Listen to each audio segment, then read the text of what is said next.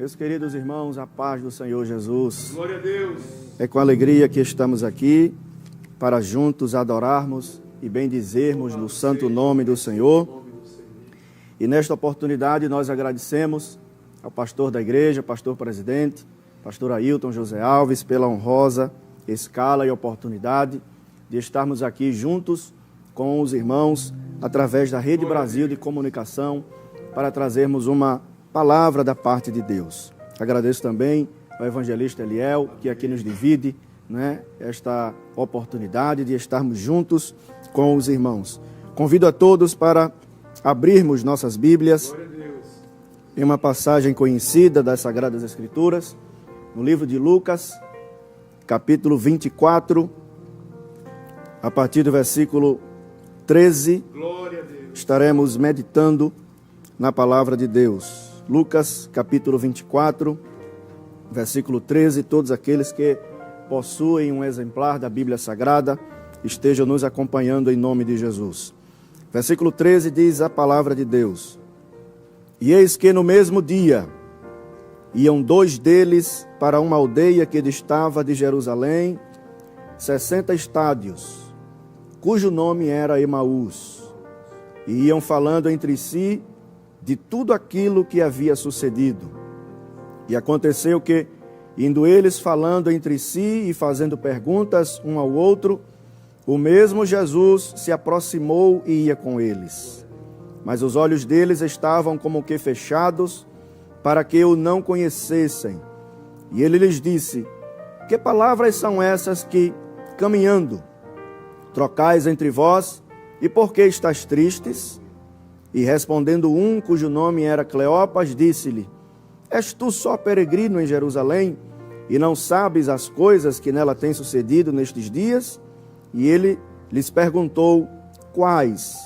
E eles lhe disseram: As que dizem respeito a Jesus, o Nazareno, que foi varão profeta, poderoso em obras e palavras diante de Deus e de todo o povo. E como os principais dos sacerdotes e os nossos príncipes o entregaram à condenação de morte e o crucificaram. E nós esperávamos que fosse ele que remisse Israel, mas agora sobre tudo isso, é já hoje o terceiro dia desde que essas coisas aconteceram. Queridos irmãos, esta palavra conhecida, um texto conhecido da palavra de Deus, nos mostra um grande encontro do Senhor Jesus com dois de seus discípulos, que, assim como os demais, o Senhor Jesus tinha um grupo de 12 discípulos que tornaram-se apóstolos, tinha um grupo de 70 e tantos outros mais que assim o seguiam e acompanhavam seus milagres. E aqui nós vemos de que os discípulos do Senhor, após a sua morte, eles passam por um processo de transição. Eles saem da euforia para uma letargia muito grande.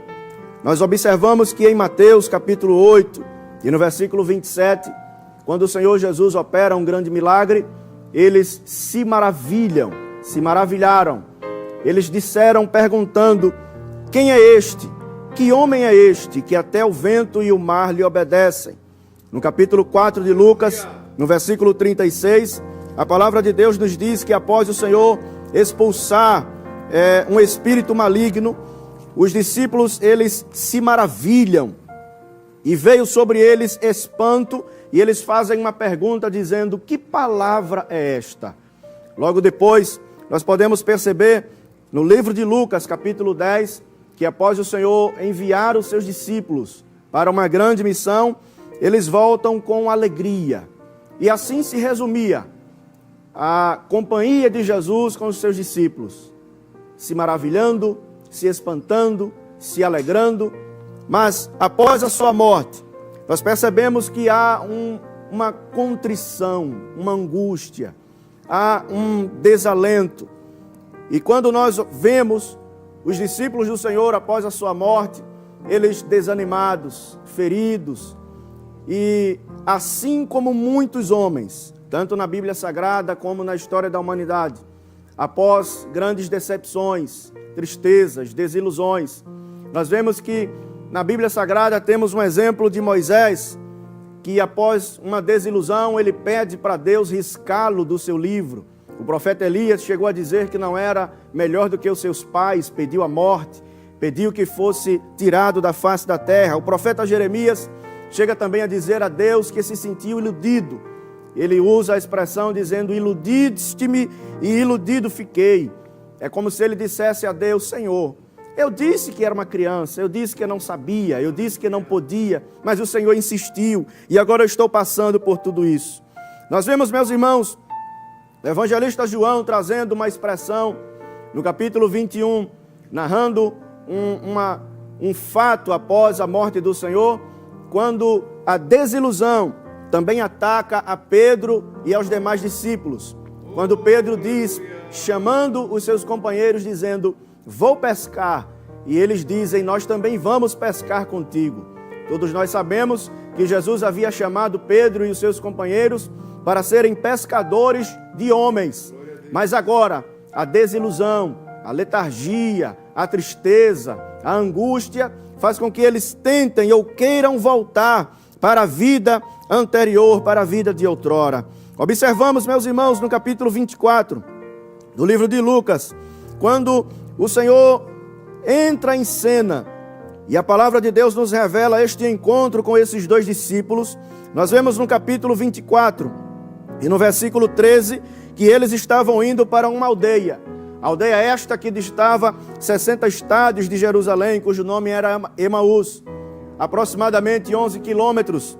Esses discípulos estão falando entre si de tudo aquilo que havia sucedido. Eles estão falando acerca da traição, estão falando acerca do Getsêmani, estão falando acerca do julgamento do Senhor, da sua crucificação, das dores, de tudo aquilo que ele passou. E nós observamos que eles estão demonstrando, revelando alguns sintomas, uns sintomas que são terríveis para os nossos dias. Quando a Bíblia Sagrada nos mostra no versículo 15 que eles estão falando entre si e fazendo perguntas um ao outro.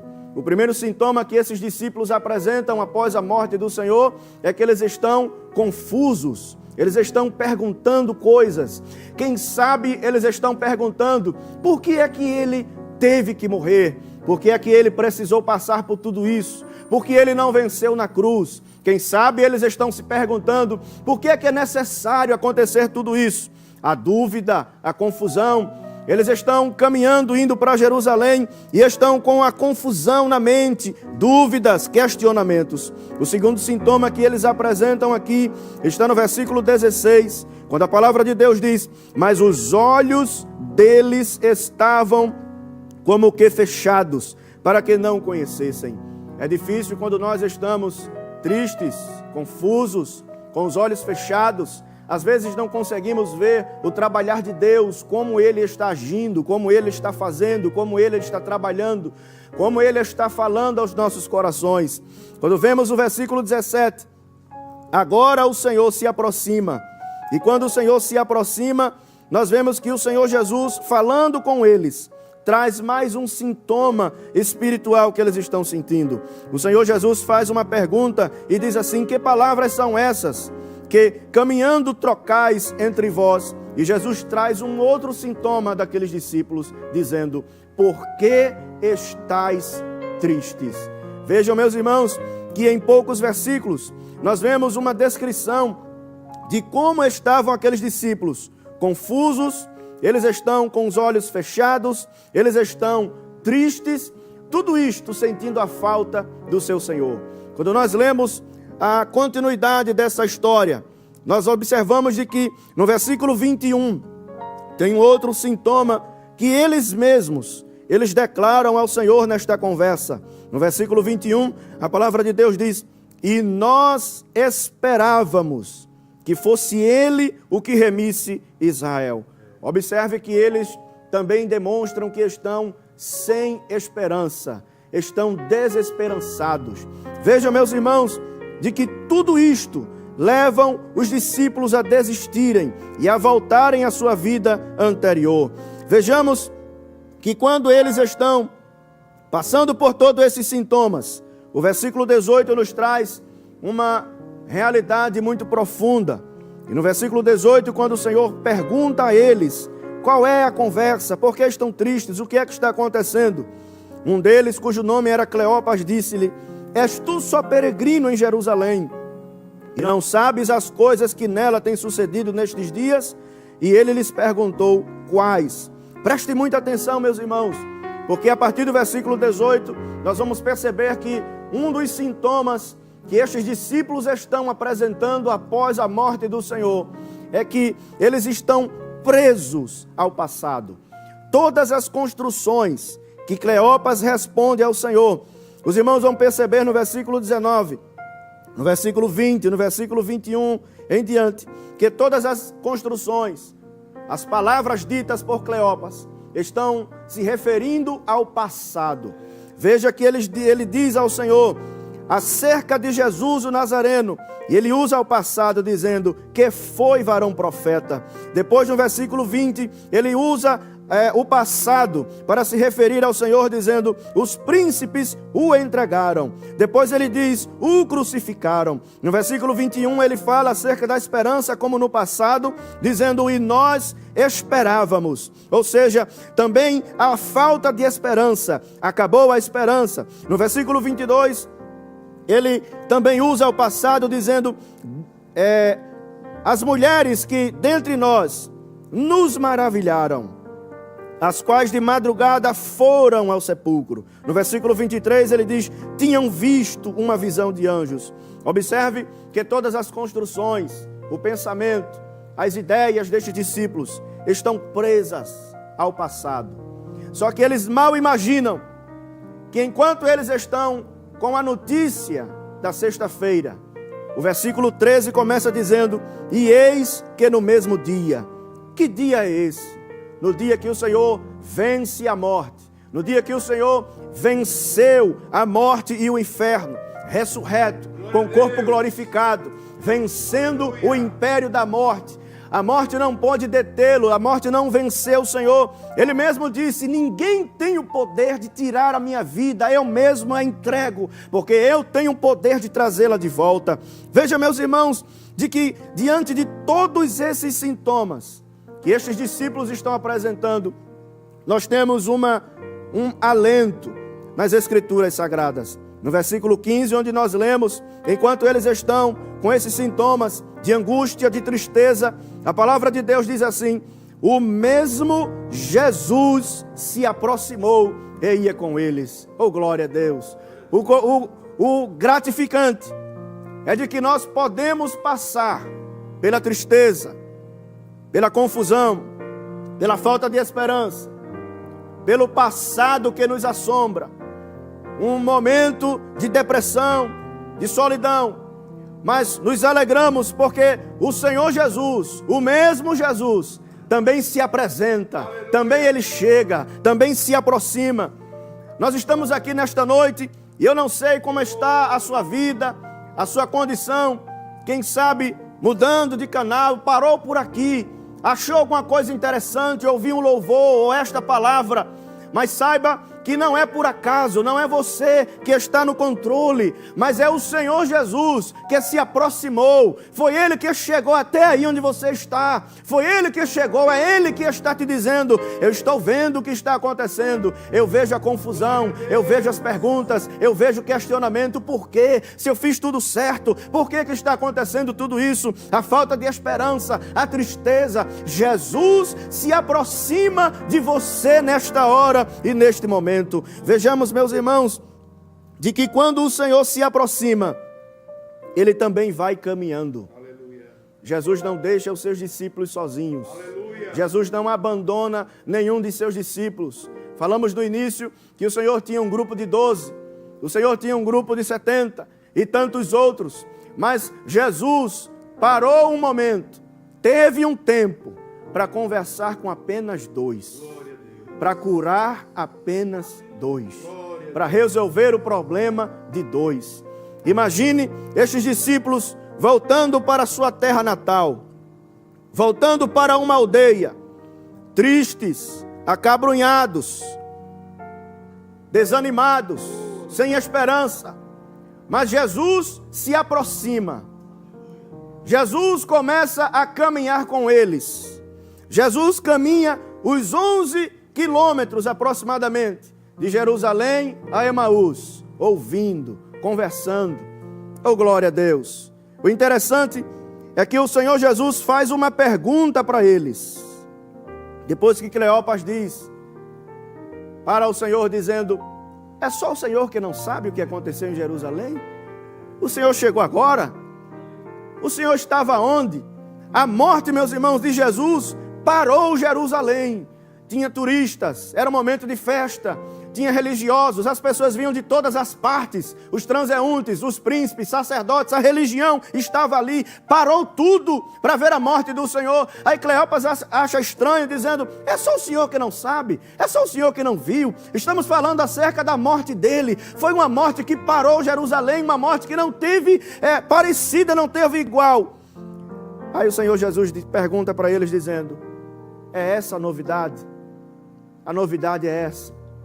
Mal eles estão sabendo que enquanto estão presos, a notícia da sexta-feira, a notícia mais nova, é no domingo pela manhã, quando o Senhor está vivo, ressurreto, glorificado.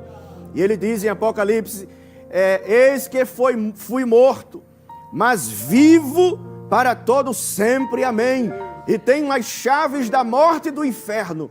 Várias pessoas na Bíblia morreram e ressuscitaram, mas a morte e a ressurreição de Jesus é diferente.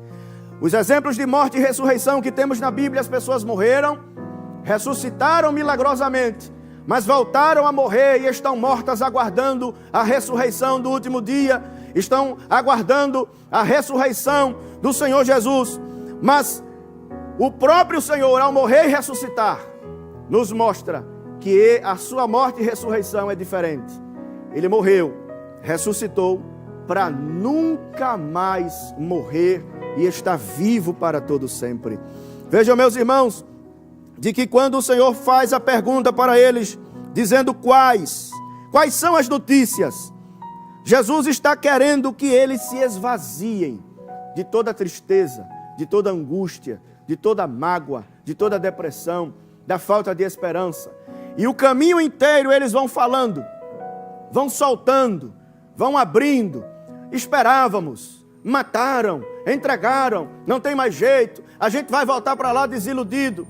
E quando eles expõem os seus problemas, quando eles se esvaziam, no capítulo 24 de Lucas e no versículo 25, nós vemos que chega a hora de Jesus falar. E Jesus diz assim: ó nécios e tardos de coração para crer tudo o que os profetas disseram. Veja, meus irmãos, o Senhor trazendo uma palavra dura para os seus discípulos. Nécios, vocês não têm conhecimento. Tardos, vocês estão lentos, estão atrasados. Vocês estão trazendo uma novidade que não é mais. Vocês estão presos ao jornal, à notícia da sexta-feira. Mas a notícia nova, a novidade do dia, é que Jesus não está morto, não está na cruz, não está no sepulcro. Jesus está vivo, glorificado, venceu a morte e o inferno e está aqui conosco também nesta noite.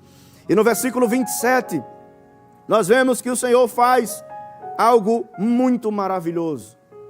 A palavra de Deus nos diz: e começando por Moisés e por todos os profetas, explicava-lhes o que dele se achava em todas as Escrituras. Oh, irmão, que coisa gloriosa! Imagine Jesus, o Verbo de Deus. Ele é a palavra, ele é o Verbo. O evangelista João chega a dizer: no princípio era o Verbo estava com Deus e o Verbo era Deus. Jesus é o Logos divino.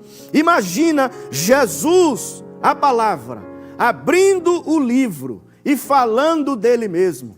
Imagina o Senhor Jesus começando por Moisés no Pentateuco, falando nos profetas, falando nas Escrituras, mostrando aos discípulos o que era que estava escrito a respeito dele. Imagina a própria palavra, o Logos divino, abrindo o livro. Quem sabe o Senhor falando com aqueles discípulos, dizendo: vocês sabem, vocês têm noção do que significa a morte do animal para prover a pele, para a cobertura do homem. Vocês sabem o que significa o sangue na verga das portas. Vocês sabem o que significa a rocha ferida. Vocês sabem o que significa o menino que nasceu e o filho que nos deu. Vocês sabem o que significa o servo sofredor. Era ele mostrando nas escrituras para os discípulos e dizendo: isto aqui fala do Messias. Sou eu. Observe, meus irmãos, de que quando o Senhor Jesus começa a fazer esta exposição bíblica, esta exposição acerca dele mesmo, é o tempo em que eles chegam à aldeia para onde eles iam. E quando eles chegam na aldeia, o Senhor faz como quem vai para mais longe. É nesse momento em que a palavra que está sendo falada, a palavra que Jesus está pregando, a exposição bíblica que o Senhor está fazendo com aqueles 2 discípulos, uma revisão do discipulado. Vocês não sabiam que convinham que o Cristo padecesse estas coisas antes de entrar na sua glória? Enquanto Jesus está falando de Moisés aos profetas, explicando as Escrituras, no coração daqueles discípulos está saindo a angústia, está saindo a decepção, está saindo a confusão, está saindo as prisões do passado, está saindo a tristeza. Jesus falando e o coração deles sendo curados naquele momento. Jesus pregando e o coração, a alma daqueles discípulos sendo curadas e renovadas naquele momento. É por isso que nós precisamos ouvir a palavra. É por isso que nós precisamos de todos os dias ouvir a voz de Deus, ouvir a palavra, receber o alimento através da palavra. É como um alimento comum. Precisamos todos os dias almoçar, tomar café, jantar, fazer um lanche. Assim é a necessidade da palavra. A palavra vai sendo explicada, a palavra vai sendo explanada e vai nos trazendo cura, tirando dúvidas, sanando problemas. Quantas vezes estamos em um ambiente, em um lugar, em um culto, que nós estamos com um problema que só a gente sabe. E vem alguém, traz uma palavra que não conhece, não ouviu você falar, não sabe o que está acontecendo, mas a palavra sai trazendo cura, trazendo resposta, trazendo direção. E nesta noite, esta palavra está trazendo cura para alguém que, quem sabe, está me ouvindo, me assistindo neste momento, confuso, se fazendo perguntas, questionando o porquê de tantas coisas que está acontecendo, olhos fechados, tristeza, sem esperança, presos a uma dor do passado que nunca tem fim. Mas a palavra de Deus, a presença de Jesus, está resolvendo tudo isto. No capítulo 24 de Lucas, nós observamos, meus irmãos, no versículo 29, que quando o Senhor faz como quem ia para mais longe, no versículo 29 a palavra de Deus diz: e eles o constrangeram, dizendo: fica conosco. O interessante, meus irmãos, é que Jesus ele não queria ir. Ele apenas fez como quem ia. Ele não queria sair. Ele apenas fez como quem ia. Mas tem um segredo aqui. Nós temos que entender. Jesus quer ficar, mas nós temos que o chamar. Ele quer ficar, Ele quer entrar na nossa casa, Ele quer fazer moradia dentro de nós. Mas é necessário que nós façamos como fizeram esses discípulos. Fica conosco, fica, Senhor. Que possamos entender que através da palavra, através da presença, através do poder de Deus, através do que tudo que o Senhor está fazendo, nós podemos receber muito mais da parte de Deus. Mas é necessário dizer para Ele: fica, Senhor. Eu quero que o Senhor fique aqui comigo. Onde quer que você esteja nesse momento, não importa a sua situação, o problema, não importa se você está em confusão, tristeza, angústia, uma dor do passado, Jesus se aproximou de você agora através de sua palavra. Você está entendendo que Jesus quer fazer e Ele pode fazer coisas maiores e grandiosas ainda em tua vida. Mas é necessário que você faça como esses discípulos fizeram. Fica, Senhor. Fica. Entra aqui em casa. Quando Jesus entra na casa deles, quando o Senhor atende aquele convite, porque Jesus quer entrar, mas é você que tem que chamar. É você que tem que abrir a porta. É você que tem que entender que Ele precisa também entrar na sua vida. E quando Jesus entrou para ficar com eles, chegou à mesa, tomando o pão e abençoando, o partiu. Jesus tinha um jeito especial de pegar naquele pão. Jesus tinha uma forma peculiar que ninguém mais na face da terra partia o pão como ele partia, que pegava o pão como ele partia. E quando ele faz aquela oração, eles entendem, é o Senhor, é o Mestre, é Ele. Os seus olhos se abrem, e quando os seus olhos se abrem, a Bíblia diz que Jesus desaparece da sua frente, desapareceu-lhes, e disseram um para o outro: porventura não ardia em nós o nosso coração, quando pelo caminho nos falava e quando nos abria as Escrituras? Enquanto o coração estiver frio, você vai sentir desejo de desistir, de parar. Mas através do poder da palavra, através do poder da presença restauradora de Jesus, o teu coração vai deixar de ser frio, a tua alma vai deixar de ser fria. O Senhor vai aquecer, vai trazer esperança, vai trazer renovo. E quando o coração desses homens são aquecidos pela palavra, aquecidos pela presença, aquecidos pela glória de Deus, eles têm um novo caminho, uma nova atitude, uma nova decisão. E a Bíblia diz: e na mesma hora, levantando-se, tornaram para Jerusalém. É interessante que às vezes tem coisas que Deus faz que é progressivo. Jesus curou um cego e de repente ele disse: eu estou vendo os homens como árvores. Depois Jesus faz uma outra intervenção: agora eu estou curado. Mas aqui, meus irmãos, depois que os olhos deles são abertos, depois que eles entendem tudo que Jesus falou, a Bíblia está dizendo: e na mesma hora. Tem coisas que acontecem progressivamente, mas tem coisas que acontecem na mesma hora. Eu não sei o que é que está acontecendo agora, mas eu sei que a palavra de Jesus está invadindo a tua casa, a tua vida, e nesta hora o Senhor está fazendo algo novo no teu viver, e neste momento o Senhor está fazendo algo novo na tua vida. Que possamos entender, meus irmãos, que assim como esses discípulos foram restaurados, o Senhor também está aqui para nos restaurar. Restaurar a nossa vida, restaurar a nossa alma e nos trazer de volta aos seus planos. Emaús é desistir, Jerusalém é prosseguir. Quem sabe você parou no caminho, quem sabe você se entristeceu, mas nesta noite o Senhor te convida: sai de Emaús e volta para Jerusalém. Em Jerusalém eu vou te usar, em Jerusalém eu vou fazer coisas grandes na tua vida, e em Jerusalém eu vou te restaurar para ser uma nova vida, uma nova pessoa. Que Deus nos ajude e nos abençoe em nome de Jesus.